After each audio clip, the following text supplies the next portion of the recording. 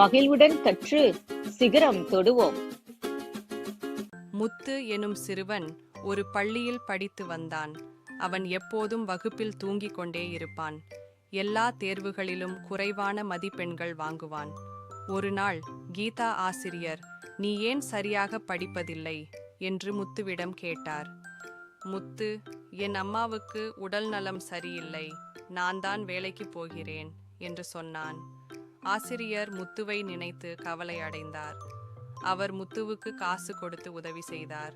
ஆசிரியர் முத்துவுக்கு நல்ல புத்தகத்தையும் வாங்கி கொடுத்து பாடம் சொல்லிக் கொடுத்தார். முத்துவும் நன்றாக படிக்க ஆரம்பித்தான். ஒரு மாதம் கழித்து முத்து தேர்வில் முதலிடம் வாங்கினான். கதையின் நீதி: நல்ல ஆசிரியரால் வாழ்க்கையை மாற்ற முடியும்.